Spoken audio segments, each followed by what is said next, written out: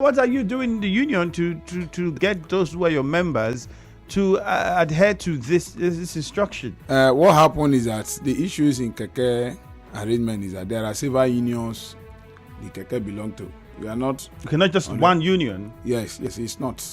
There are some of them belong to national union, cooperative, and all of that.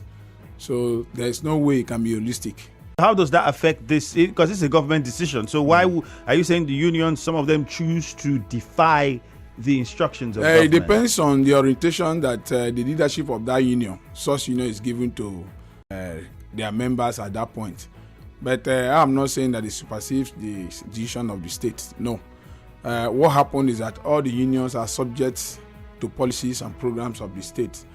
But what happened is that it is expected that you that have come up for some policies, you try to see the modality of how you can put a policy in place. That is the size of the government. So at that point, it's not the union duty to make other enforcement. So you're saying but now, what happened is that the union also help in a way of because we are stakeholders. When we are carried along, then at that point it is also much easier to reach the last person in the job to actually ensure and make sure that whatever we are doing, all the policies of government is obeyed to the latter. So in other words, are you saying that the fact that we have tricycle operators on the roads in the manner that we have them now on major roads, it's not supposed to be a problem of the union, but largely the failure of government to implement its policies? Yes, that's the truth. When there is a policies or laws of the states, there should also be an enforcement. Then we as a union, we have not been given that power to do so, and we cannot do so because it's not our own making. No, you can't enforce it. Yes, you can't enforce it. It's not. So you can't tell the keke riders. Advise. You can't tell the keke riders who are part of your association to say, see what government has said. Yes. Please, don't go here or go there. Thank God you use the words please. That means you are not forcing them. You can only advise, giving them that sense of belonging that they should know that this is what is at stake now. Then some or any of them that went out and maybe they go to the days and go out on the day and come back safely, they feel that nothing is happening. Will you go and restrict them? No, you cannot. What you do is that so that if anything happened to them, they should know, they should be aware that you have done your own work as a leader. So now because they go and then nobody stops them on the road or anything, they then feel, well, they feel nothing is happening. So what is the union saying? Let's continue. So that is just the thing. So our own is to give them that information, first-hand information of everything. Economically, yeah. What is the implications of this? Because we also spoke to some of them who talked about it's going to affect our business. This is something that they've been doing before under the past administration. So why would it now be different if they are restricted to what they've been restricted to before? And somebody says, I want to just enforce what you have been doing before because we see that you're now overstepping your bound. How does that then economically change anything?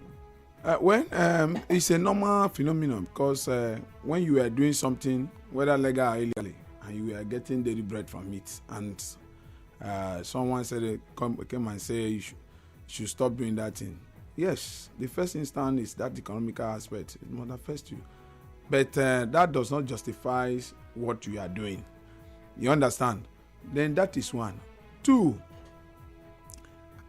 another issue surrounding this is that when keke happen to go on most of these streets we are talking of, there are a whole lot of issues surrounding their operation. Ticketings of communities and all that. They take charge of all what the operation of the day, the kind of tickets they are paying, and then compared to when they are on major road, it's just very.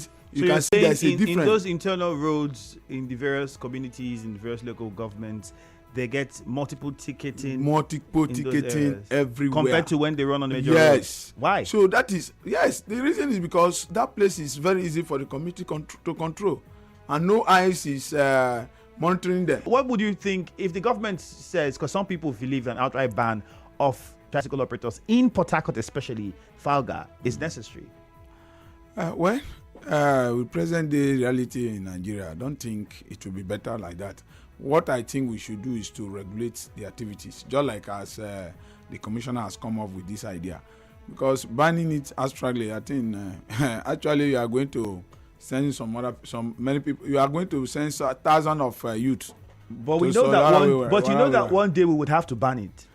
It can when Nigeria is getting better, because we banned Okada, if you remember. Yes, and it was similar thing you're saying now that was said. That time, and now we like it. We like it, but you see that time Nigeria was somehow better. If you have 200 naira, you can chop a plate of food. But the truth is, even at that time, if we go back at that time people think things were hard because you have not seen now. You're saying this now because you have seen now. Actually, that time you have not seen now, so you felt like that time was hard compared to the time before then.